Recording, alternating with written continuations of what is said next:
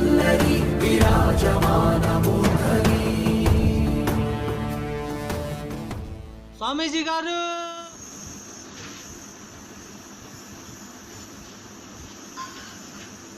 స్వామీజీ గారు, స్వామీజీ గారు, స్వామీజీ గారు, స్వామీజీ గారు, స్వామీజీ గారు, ఏంటి స్వామీజీ గారు, నేను బీర్ తాగాలనుకుంటున్నాను, కానీ ఎంత తాగాలన్నా నువ్వు వీరు తాగనడుచో ఆ వీరికి నీలభిషేకం చెయ్యి 18 సార్లు, అంతా సౌమ్య జరుగుతుంది. తదాస్తు. ఓం నమః శివాయ. స్వామి, మీ మాట నేను కాదంటానా? నిప్పులే శ్వాసగా గుండెలో ఆశగా తరతరాల ఎదురు చూపులో ఆవిరైన నీ కన్నీళ్ళు ఆనవాళ్ళు ఈ సంకెళ్ళు. రాజ్యమా ఉలికి పడు,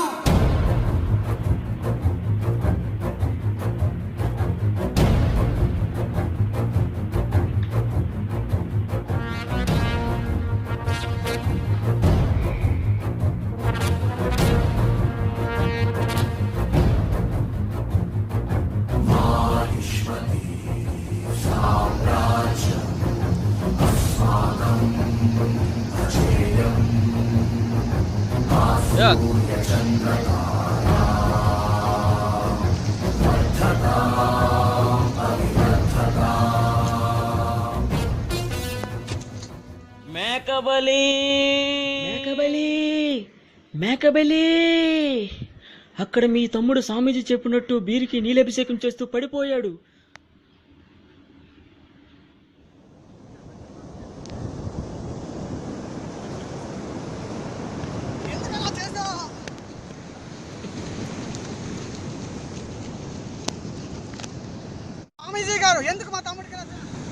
అసలు ఏమైందంటే మీ తమ్ముడు బీర్ తాగాలనుకున్నాడు. అందుకు ఆ బీర్ తాగల బదులు బీచ్కు వెళ్ళి ఆ బీరుని 18 సార్లు నీలభిషేకం చేయమని చెప్పాను. అతను చేస్తే ఆ బీరు అతను తాగలడు. వేరే వాళ్ళు చేసినా తాగలేరు. మీరు ఎంత కృషించినా తాగలేరు. ఎవరైతే వాసన పిలుస్తారో, ఎవరైతే ఆ కోరిక కలుగుతుందో వారే 18 సార్లు కష్టించి క్షమించి ఆ బీరును నీలభిషేకం చేయాలి. తదాస్తు.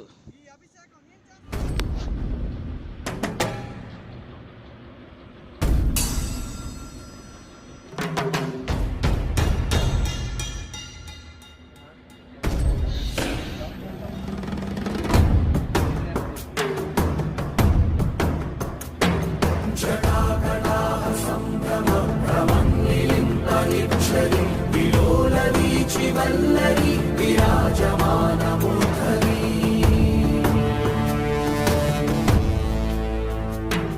ధగద్ధగద్ధగజ్వలల్లలాట పట్టపావకే కిశోర చంద్రశేఖరే ప్రతి ప్రతిక్షణం మమ.